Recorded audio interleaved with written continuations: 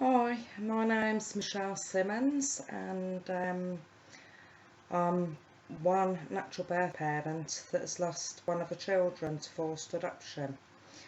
By the end of my court case I had 3 of my children home, so it was just the baby of the family that was taken. What happened was my youngest child was 8 months old and his dad had broke his arm. Now that was in the papers, on the radio and everything. In fact, you can see the newspaper cutting in my video, my illegally kidnapped son Kira.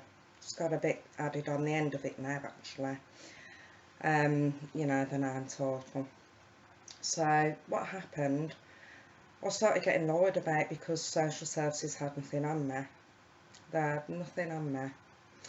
So by the end of it, my sister came with me to see Jacqui Smith MP.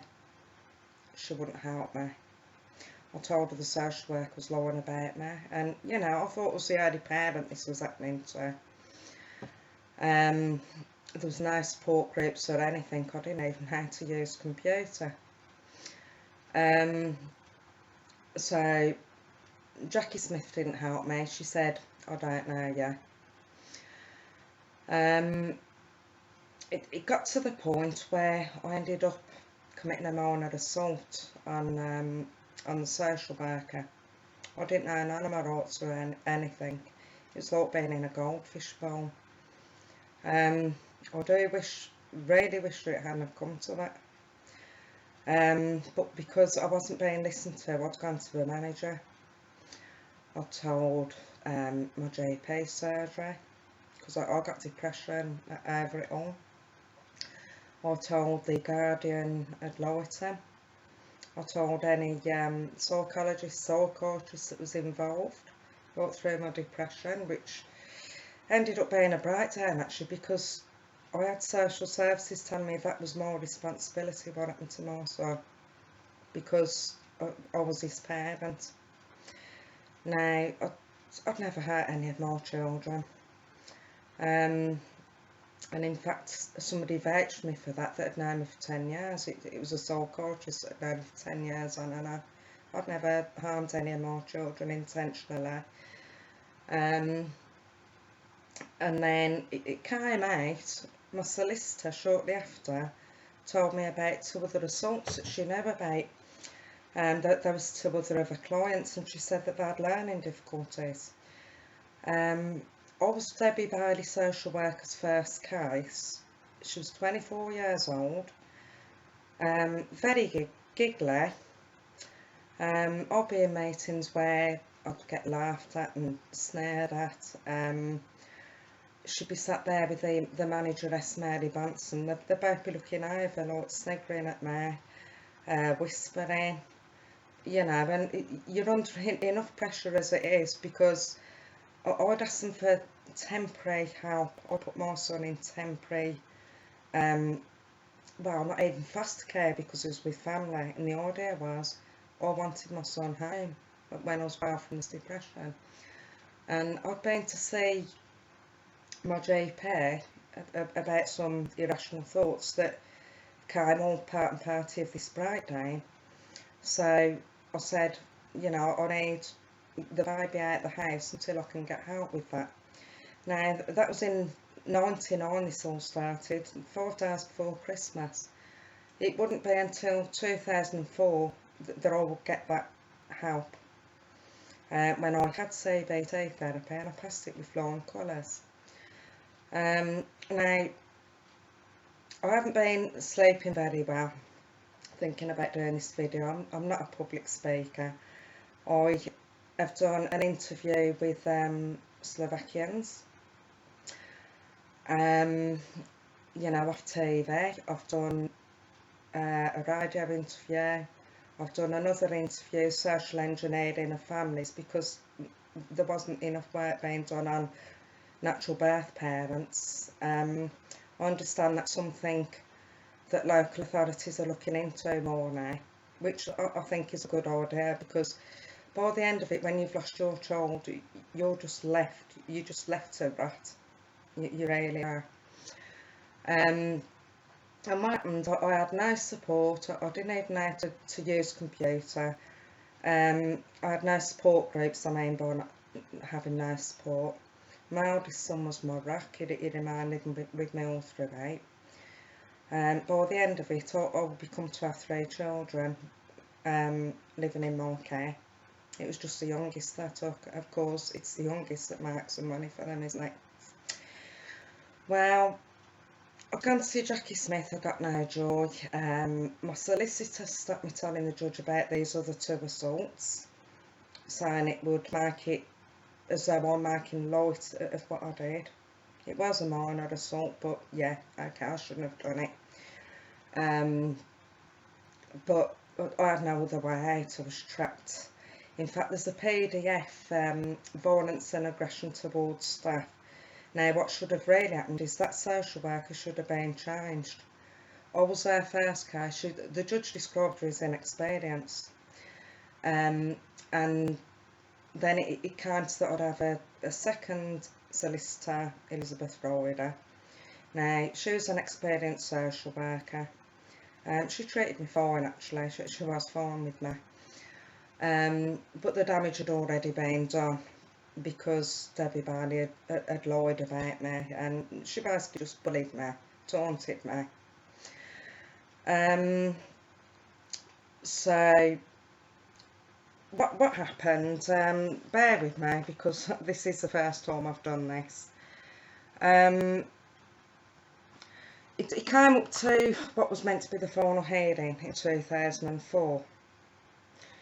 Now, when I got to that final hearing, Judge Andrew McFarlane, who was a recorded judge at that time at Worcester, discovered that Elizabeth Ryder, much to my surprise, because, like, you know, she treated me really well, I thought, but she'd frauded my case.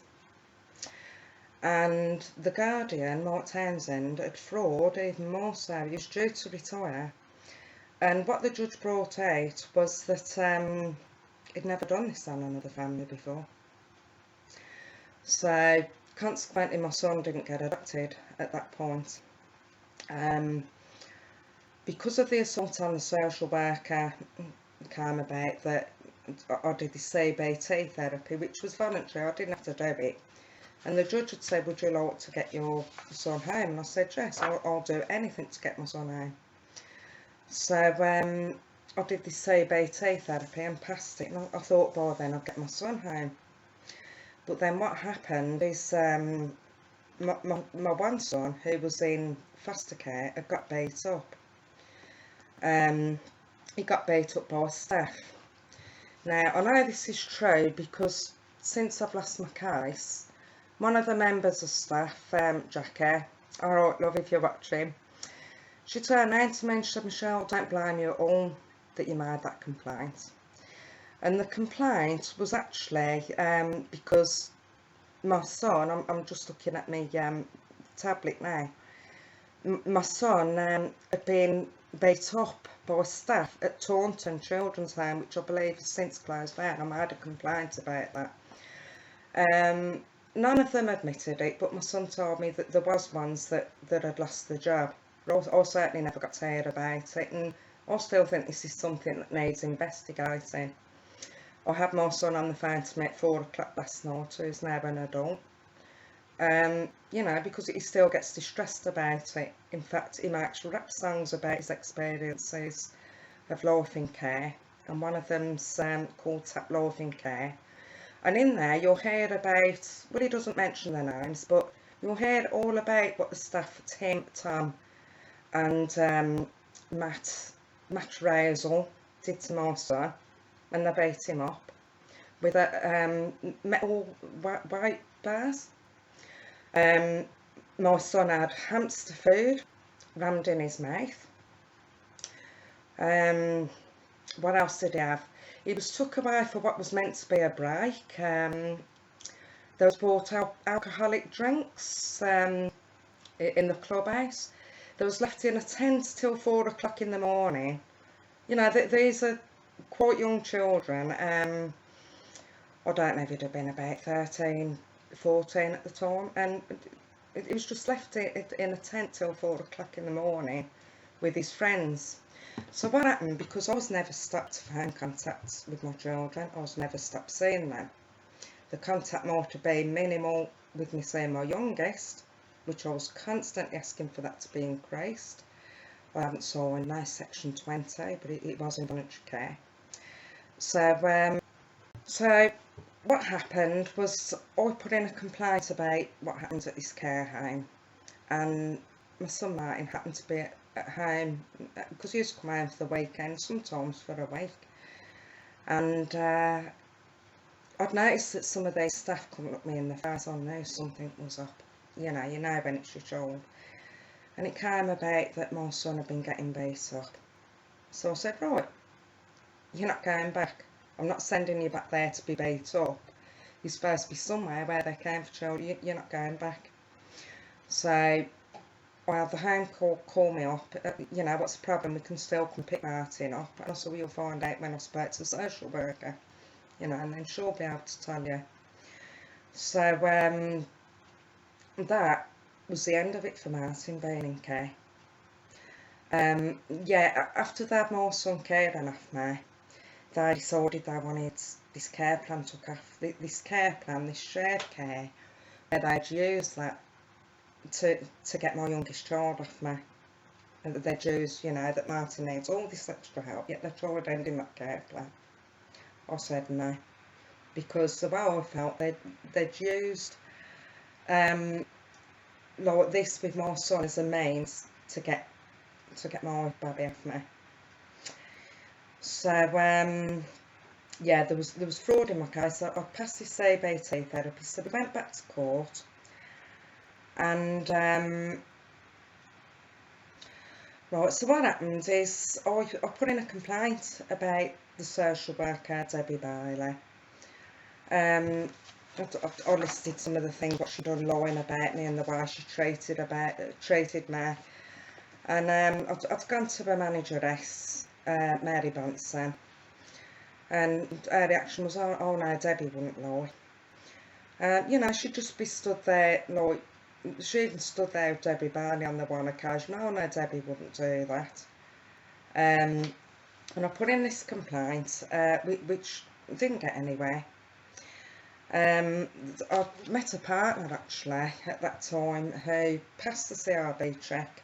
Debbie didn't tell me straight away within the proper time scale, you know, that he passed it.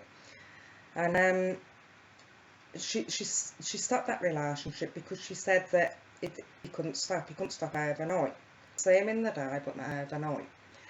So she put that down to my daughter's reasons for running off. My daughter would be running off for about another 2 years. Right at the beginning, when I needed that help with my youngest looked after, when I went to see the GP, who was actually with family at the time, I wanted my 3 children home, but what happened, I found out that social services had gone to the grandparents from ex-husband's side and asked them to look after Emily. Then I tried to get Emily back, my daughter. Social services assured me that the grandparents was only trying to help. It was all planned to break the family down. It really was all planned. So then it came to the point, in fact I've got a telephone notice here. After it was decided I'll have to go into adoption, when it all went back to court and I passed me, you know, the CRB therapy with flying colours. We'd gone to a meeting, my sister came with me, and I'd set out my position in relation to my youngest child, wanting increased contact, which I was always asking about, and wanting him rehabilitated back to my care. And it said initially Mary Bonson was saying that the reason why they had not made any decisions about caring was they felt they couldn't because of the residence proceedings, and also they were trying to rehabilitate Martin and put him back with the family, and felt that she could not cope with caring as well.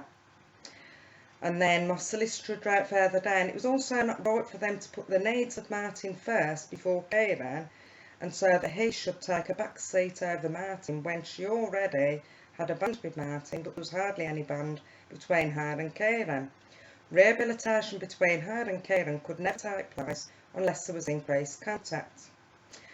The social services made it clear then, they made it clear that they was opposing rehabilitation back to myself and would be seeking legal advice on issuing care proceedings.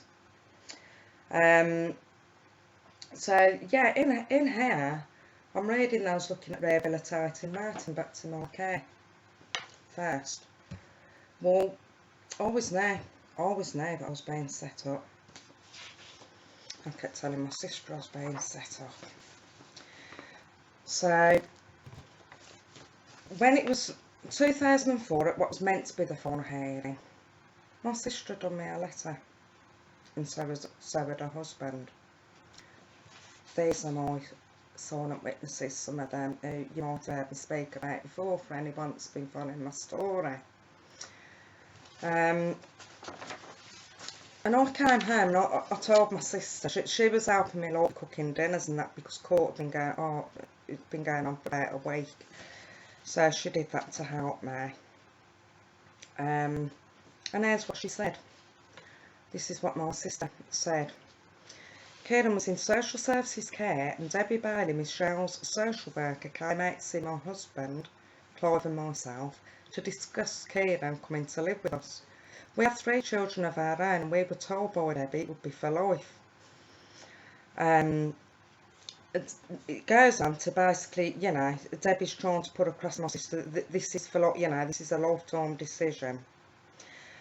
Whilst Debbie was here, we asked her what would happen if we decided we couldn't take him, and she said at the moment we are trying to encourage Michelle to keep her going, but if you decide you can't, then everything will have to turn on its head, and we will be applying to the courts for adoption, and we will use Michelle's mental health against her.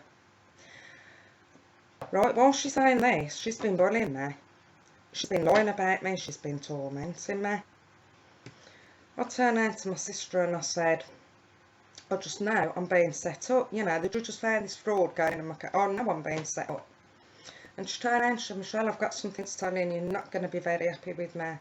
You have been set up. And I said, how do you know? She said, because the social worker told me. I said, well, you just better tell me everything now. What a position to put one of your family members in. Not only this, I was meant to have been fully informed every step of the way. I was the parent, it should have been me that was being told by the social worker she planned to set me up. It shouldn't have been my sister. Not only this, she went out, told my sister that she had to keep this confidential. And her husband heard it, that it's backed up with a letter off him as well. Debbie also said, as I continue on, I couldn't see Michelle giving up without a fight. So when she appeals, the judge will take the decision out of her hands. Debbie also said that they were hoping to go through the family courts, as the judge always sides in favour of social services. Michelle had a better chance going through county court. Because Michelle was unwell at the time, Clive and myself thought this might not be such a bad idea, as Kieran was only a baby and Michelle was up and down at the time, and we thought perhaps it would be better. So, you know, my sister's been really honest there, really honest. She's never lied to me her whole life, so I know she would have found this hard to keep back from her. There was sworn to confidentiality. Debbie also asked us to try and talk Michelle into giving Kieran up. We agreed, but we never did. We were told we must not tell Michelle what we had been told, as it was confidential. Debbie also told us that it was a standing joke up at social services that, and this is the grandparents from Mac's husband's side, were paedophiles, and it was joked about. Now, is this very professional, really, coming from social services to be doing this? My sister's prepared to take a stand for now, at court, by the way. However, Michelle started coming out of her breakdown, because I ended up having a breakdown. And she goes on to mention how Debbie's got me running up the office every 4 minutes when Debbie's got a car and I hadn't, and my only thoughts were for my children, and you know what, I did it no matter what. I'd have gone to the office no matter what. You know, my sister talks in general about the support that I didn't get. So this letter told my solicitor about it, and I was being set up. I thought, with that, you know, judge has spotted the fraud. I already felt this case should have been kicked out of court by then, but it couldn't be, because I'd got to the point I committed a minor assault on the social worker, and I know that was wrong. I know it was really wrong. Really, by rights, if they'd have followed their procedures correctly, what should have happened is, when I'm trying to say the problems that I've got with this social worker, the way she's been towards me, because I'll get on with anyone that gets on with me, but I should have changed her, and I didn't. Not at that point, not up until the assault. So my sister never took other assaults, by the way. I will just tell you, there's potentially up to 5 assaults that was committed on Debbie Bailey. I was the first case. I believe she was 24, I think, at the time, as I recall. Very giggly social worker, you know, she wasn't really like a serious social worker, really went counter-bullying me and lying about me. So my solicitor put in letters from my sister and my dad, actually. She didn't put my sister's husband's letter in, which I found odd, because, you know, he wouldn't have been so directly related, would he? Like, you know, they listen to people that aren't your family as much, I feel. And according to this letter, it had been sent into court. But had it been sent in properly to court? It wouldn't be till years later that I found out that this solicitor had sent those letters to the wrong barrister, the right court, the wrong barrister, that wasn't going to be due to be on my case next. Then I was told what would have happened, it would have been with the right barrister on time for the next day, if I recall correctly. And then it was up to me to challenge it if it wasn't heard in court, because if it's not in court, if it's not heard in court, it's not in court. This never came out in court. Then I was being told it was up to me to challenge it. I was challenging it non-stop. I thought, now I've got this evidence, as if I'm not going to challenge that, I'm being set up. So I kept asking my solicitor, now, are you sure my family's actually in court? Yes, yes. I've actually got it in writing that my solicitor was, she was misleading. I believe it's contempt of court, actually. Right, so there's that. I'd gone up to social services with some concerns. One of my children ended up getting abused that wasn't in my care. And I've actually got a document here where one of the adults went to speak. They didn't investigate as far as they should have done. They're meant to investigate as far as possible. Where they went out to see this one adult concerned. I've got the social worker's name and from the police. What does it say here? It says that they would have liked to have discussed the issues with them, and this invitation is still open. I didn't find this document till years later. So I spoke to my child, who's, you know, more grown up by now, and I said, would you like me to write to social services on your behalf, because, you know, you've had this happen and nothing's been done. I found this document. Yes, they said. He come back that I was too late. Well, I wasn't too late, because one of my friends, Brian Clare, I believe the name of Sorts White Rose, he got a law change made in, I think it's all been 1982, where if there's been any issues with abuse, this was before all this came out with Jimmy Savile and everything else, you can take that back to court at any time. You can take it back to any time. So why they told me I was too late, I don't know. I've been to the leader of the council. I said, I don't want to be brushed aside and told things was in court, because I've just told you some things that wasn't properly in court. I got brushed aside and told that it had been in court. Adrian Harden. Very surprised, because he seemed like quite a genuine guy to me. Martin Neri, Sir Martin Neri, I wrote to him. Respect to the guy, he wrote back, and he hasn't denied that I've suffered a miscarriage of justice. He hasn't denied how badly I've been treated by social services.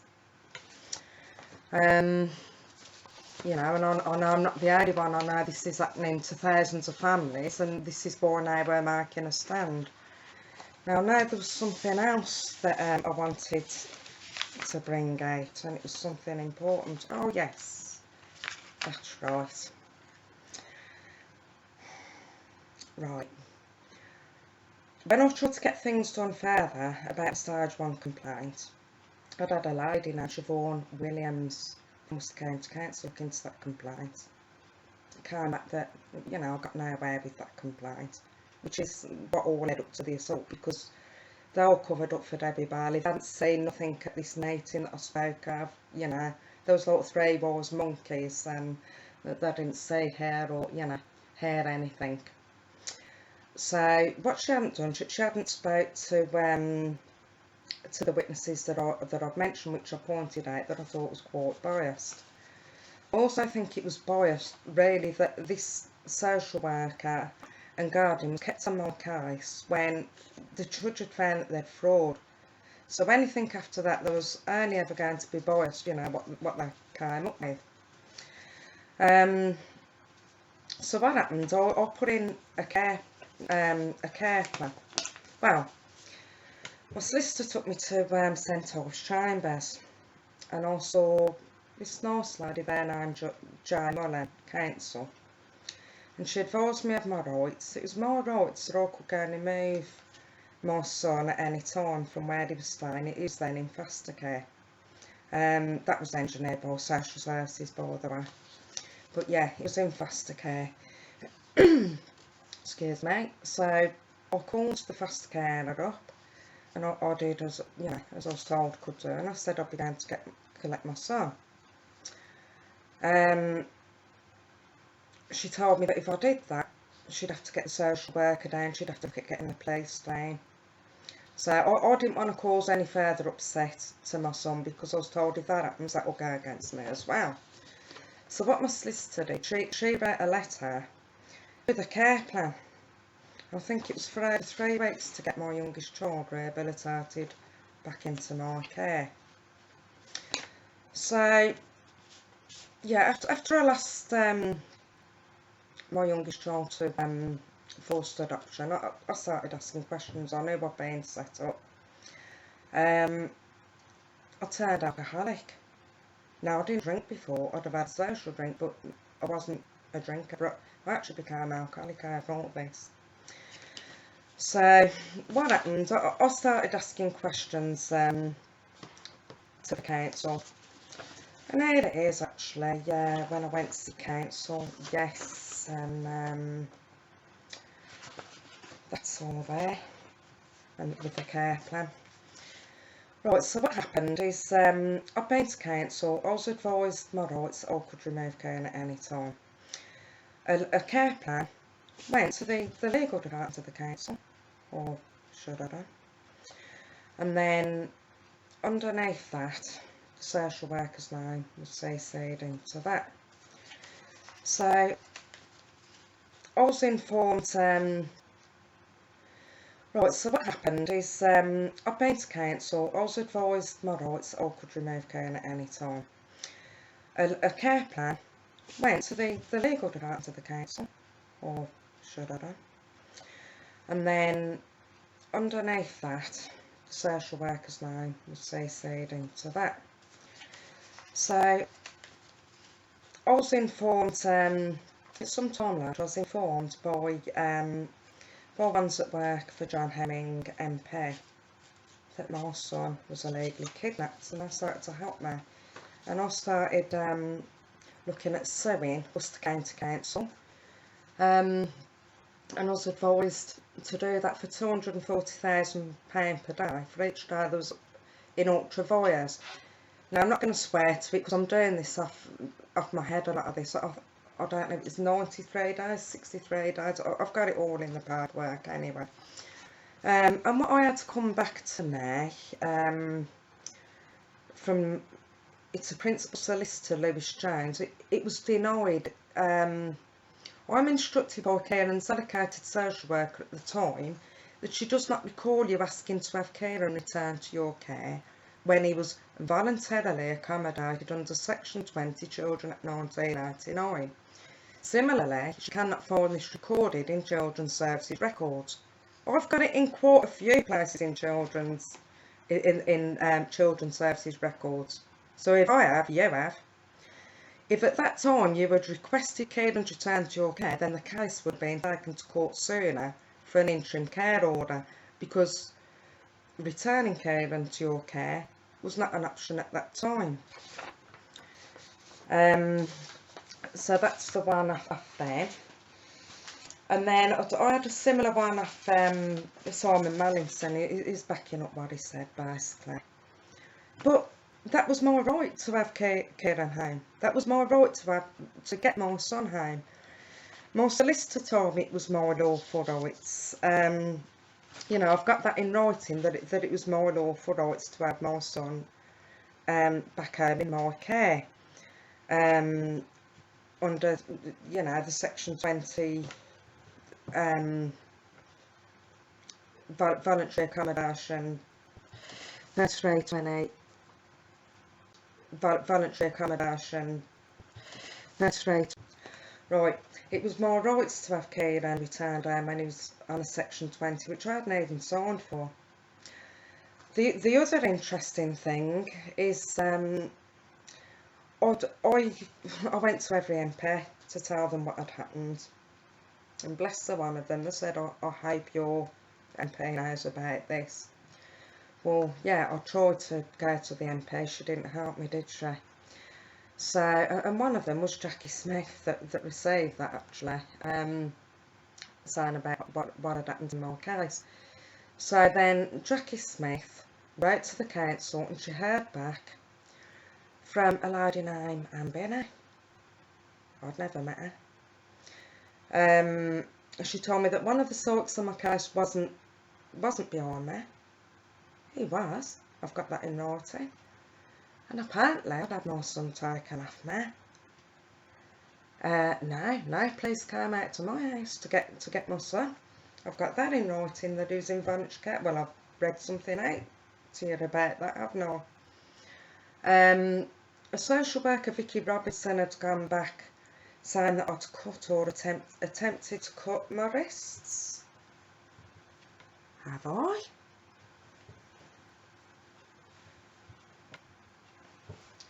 So I turned round and I wrote back and I said, you know, if you want to see photos of my wrists, you can. Yeah, I self-harmed. I self-harmed cutting arms, which I've never done before. But it was all drink-induced. I nearly died from it, but I've come back a stronger person now. Then, what happened, I had a social worker contact me last year. I moved house to make a fresh start because my 3 eldest children had grown up and flown their nest, got families of their own. And I've been to the hospital to have a lump checked up top, which, you know, it ended up being fine. So I'm concentrating on looking forward to my first Christmas in my new house. And the social worker contacts me. So she came out to see me, and my son had set up Facebook in an attempt to find like his natural family. I was being threatened with my contact being stopped, which ended up, it didn't happen, because at the end of the day, I still don't know why they was coming to see me, because extended family had got in touch with my son who's adopted, but that wasn't me, I hadn't done anything wrong. So I'd already had like my photos stopped of my son, because there'd been things up on the computer, like with pictures or things raised or whatever. That hadn't been me that had done it. They had not took me back to court to get that stopped, they just stopped it. So I requested further documentation that I knew what was written in there, because where my son was, his adoptive parent had said that she would consider us having videos in the future. And what I got back was just fraud. I reported it to the police. And I took a complaint to a stage 2. Now, I was supposed to be having letterbox contact for a year. Initially, it was stopped because I've been drinking. For 3 weeks, they totally stopped my contact. They wasn't allowed to do that without taking it back to court, but they did. So if ever it happens to you, take it back to court, because they are not allowed.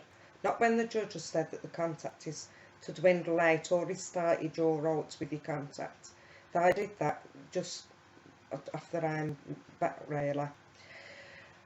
So I thought, right, if I'm being threatened to have more contact being stopped again, I'm not having that. I'm not going to sit down and take that. So I took it back to court. The other side fabricated evidence, of course. They said that my son who's adopted hadn't been looking for us. So that case ended up with a court order in my favour should my son who's adopted try and find us again.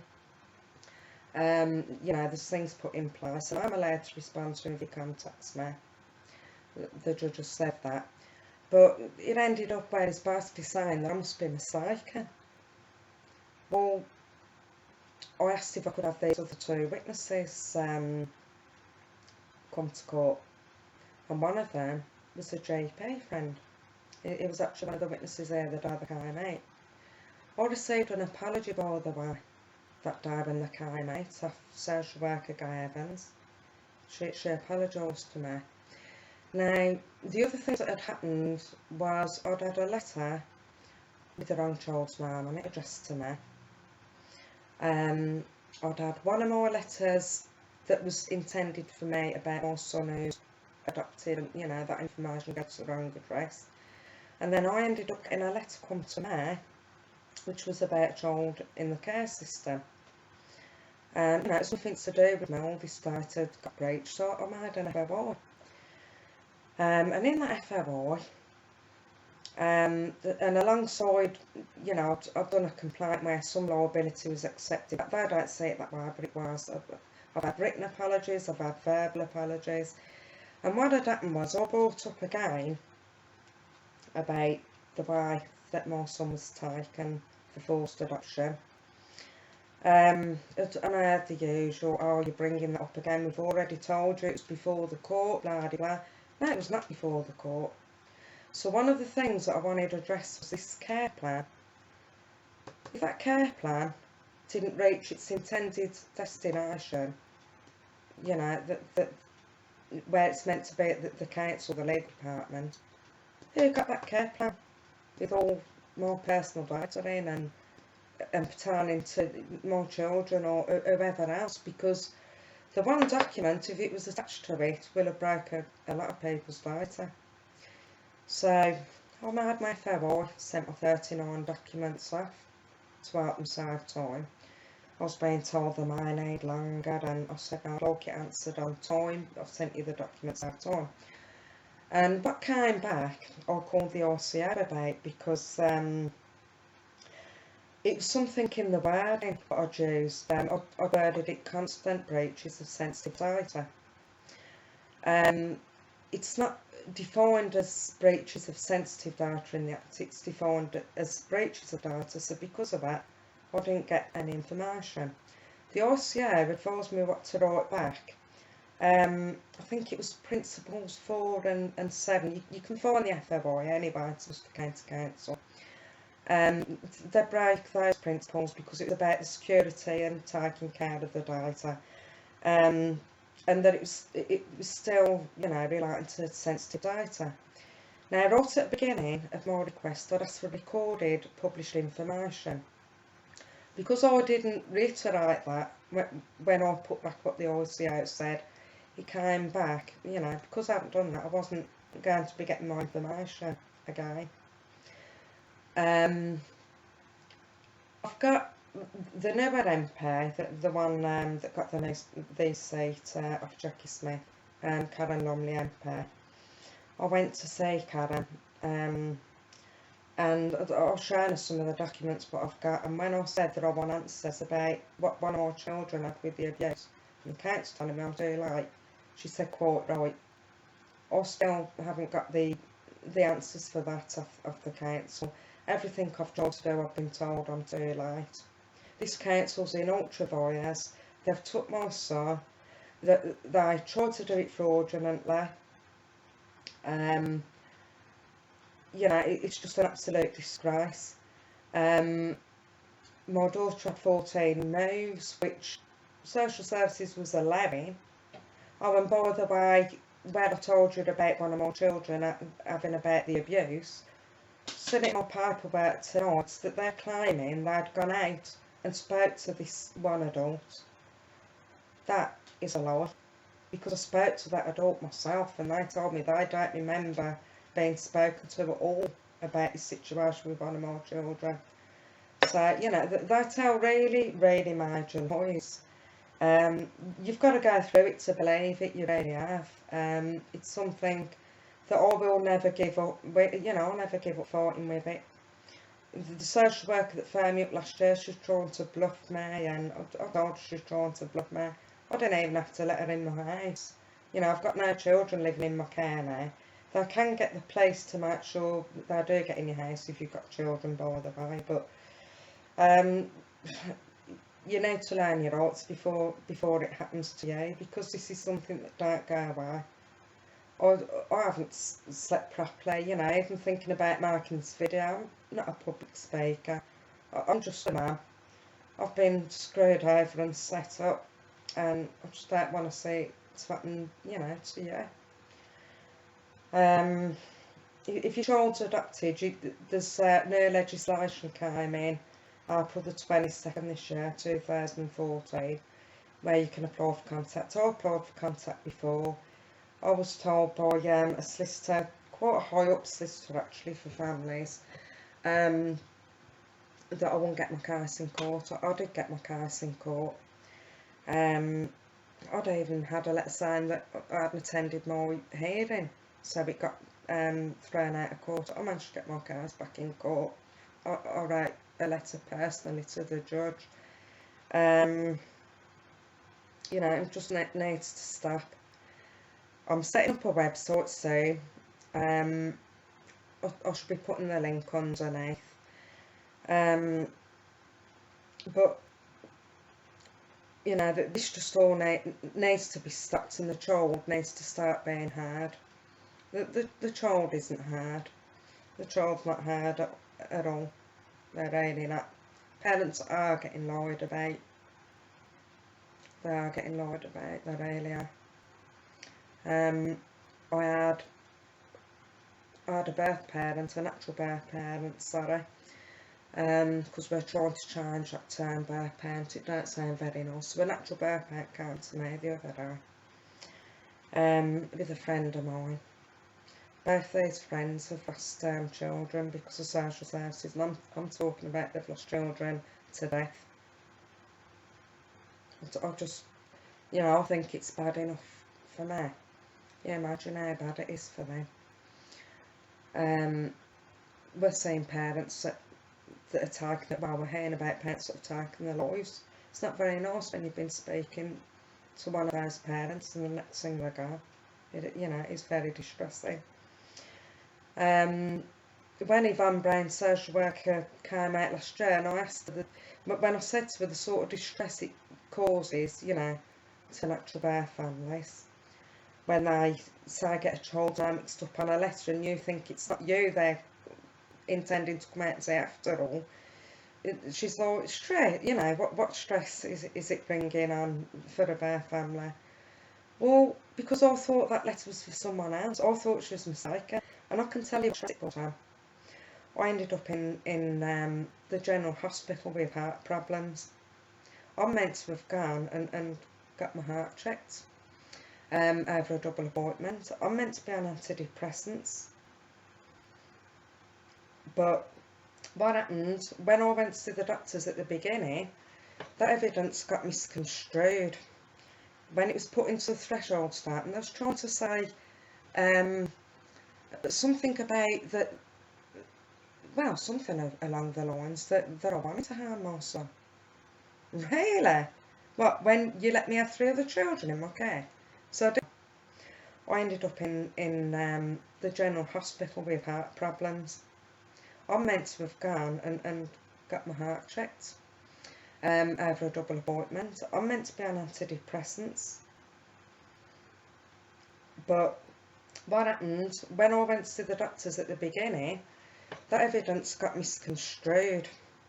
When it was put into the threshold statement, I was trying to say something about that, well, something along the lines that I wanted to harm my son. Really? What, when you let me have 3 other children in my care? So didn't it matter then if those other 3 children got hurt? They're still children. This is a load of baloney that they come out with. So, yes, significant harm. By the end of my case, you know, everybody knew everybody knew by the end of my case. They knew all throughout my case that I wasn't a danger to my children. Because if I was a danger to my children, then what the hell was social services doing leaving my eldest son in my care all throughout? You wouldn't have left my eldest child in my care, would you? If you really thought that I could harm any of my children. Because that would have been a pretty stupid thing to do. That would have meant that you hadn't followed procedures correctly at all. My medical files got released without my consent. Now that's something that, you know, that's if you say, is it incapacitated, the word? That's it, if you just, well, I'm just speechless. If I'm looking after other children in my care, then obviously, I understand about signing documents, don't I? I'm just in that much disbelief. My medical files was released without my consent. And the last time, when I went to see my GP, that appointment where I'd been to see the GP about the way my depression was going and that I needed help my youngest child, that has been removed from my records. Now, why might that be? Because they know that I wanted to find out everything going back to them. Because there's been misconstrued evidence put into court about me. Now that's disappeared. It's interesting, isn't it? And the GP I went to see last turned round and told me, even if I've got the evidence, and I believe you now I've got the evidence, even if you've got the evidence, it doesn't mean that I won't ever necessarily find out who's done what. Well, maybe I don't need to know that, because as it stands, how the hell could you put into court these things that got put into me in the threshold without that evidence, with that information that's missing from when I went to the GP in the first place? How did you do that? There's got to be an evidence there for you to have done it, surely. So, yeah, I've got lots of evidence. I took my case to court myself last year. Who knows, you might be seeing me take another case to court. You might be seeing more grown-up children taking matters back to court.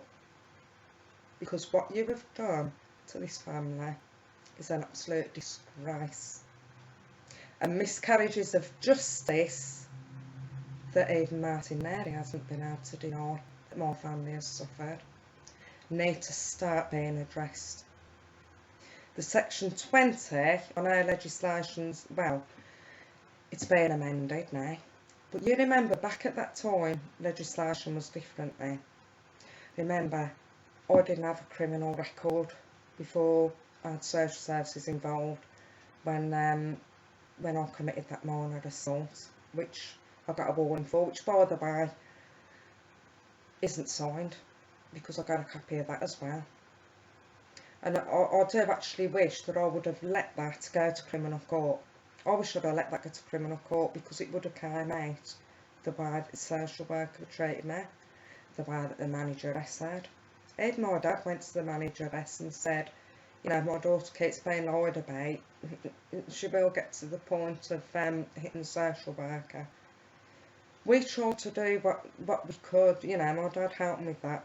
We tried to do what we could to get that social worker changed. And it seems my dad now is being set up as well. So obviously, from what I can presume, my sister must have spoke to him. She must have had to spoke to someone, because what a big thing to have to keep from your own sister, where you'd always been honest with her. You hadn't hid anything from her, and you wouldn't want to hurt her. The only other thing I want to say is the social services will, like I said, one family member and another family member, and they'll set you up one against the other. They'll take dreams you've had and they'll turn that into that you've been abused, and it can be your most closest family members where they'll say that, and that can scar families for life. Thank goodness my family's stronger than that. Thank goodness we're better than that. They'll use sexual abuse against you. If you've had that happen as a child, that'll get used against you as an adult. You'll have seen that said so many times on the other videos. They'll use domestic violence against you. Even when the ones in authority, the very ones that you was going to for help and support, was not giving you that help and support. So where they failed you, it's all going back into the system, that they're letting you down again. And then they're there ready to throw it all back at you. Also for domestic violence in the past. Also for abuse as a child in the past. But we're also for domestic violence. They didn't have their children took off them. But I had one of mine took off them. And I've had two solicitors actually tell me that I should sue, because they said there's something very strange when you've only got to lose one out of your 4 children. It is very strange, isn't it? So I'll let you think about it. I won't come on here telling any lies. I want parents warn, you know, this radio's going on.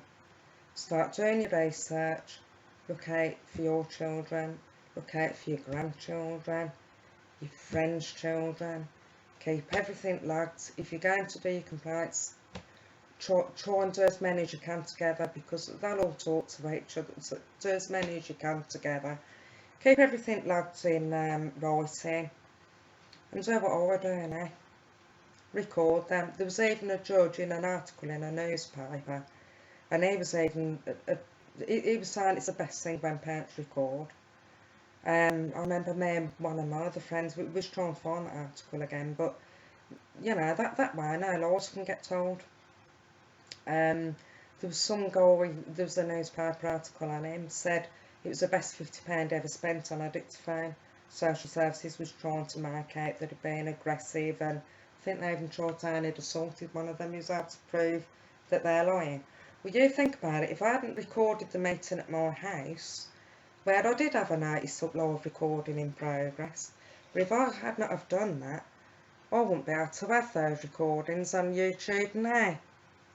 I wouldn't be able to have those recordings on, where you can clearly hear what Yvonne Brown, social worker's telling me, that he was trying to trace members of his bare family. You'll see the recording where I found the adoption centre is about a week after court, and I told her I can prove fabrications were told at court. They'll talk all over you, they won't let you speak. I won't go over all that again.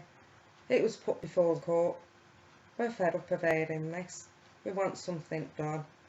Families are coming together now, more united than ever, to get something done about all this.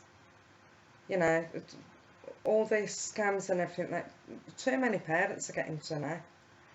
And in fact, just before I started making this video, I saw that there's been a parent that punched a social worker in the face. Now, I don't condone it. I don't condone what I did.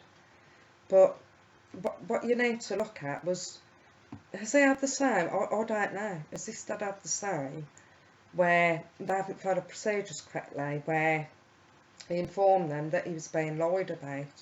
Was that setting him up? Had he requested that social worker be changed for an honest one?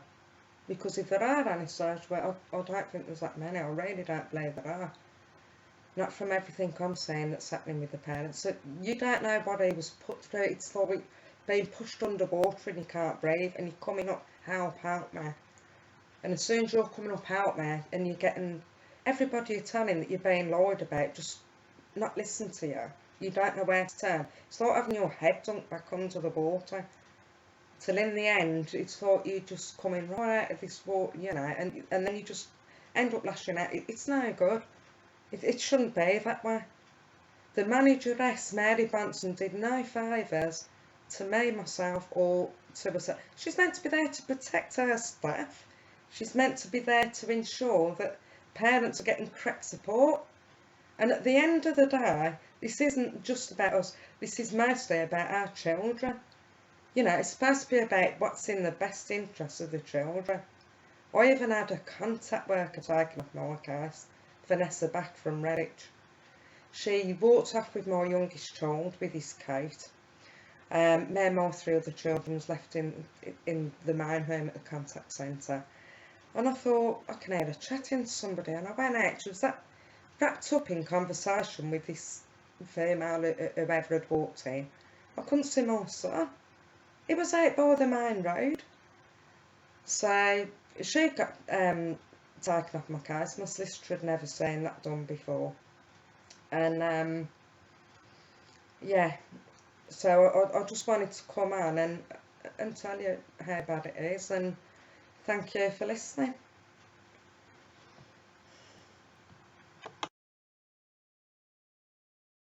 Right, something else that's important to mention is I find it interesting how when I did take matters back to court last year, alloy pay, they mentioned things that's meant to be seen on my wall by the adoptive parents. She wasn't informed of court matters. They wanted it that way at that time. They tried using that my son wasn't Gaelic competent. He was 14, age 15 now. Don't you find it interesting how, with all the videos I've made, they didn't bring none of that up at court? Because it's all videos exposing that, and because I'm telling the truth. So I find that quite an interesting point. And, you know, Paul Lopez, the barrister, who I really thought was genuine, I can tell you now, I found out through, you know, constant letter writing, 2 years of letter writing, I found out he wasn't genuine at all. You know, I've tried addressing this fraud and everything, and nothing's happened. And you'll get journalists that are interested, and then they'll back off. I don't know if they're warned off or what it is, but what better way than to come on air and tell your story yourself, because you know your story better than anyone else. And I want to encourage more parents to come forward and do that. More parents that have been wronged by social services, I want to encourage you to come forward and do it. Do it even if you mark your shake. You know, if you're not a public speaker, don't worry about it. I'm not a public speaker. But just come on and do it. Right? Of course, the other thing is, I've never seen a copy of my son's so-called adoption order. It's supposed to be adopted, but I've never seen a copy of that. I've asked court for that a couple of times. I haven't been told that. I would have more information than what I've been given if this was a genuine adoption, surely. So what I've done an online letter video for my son.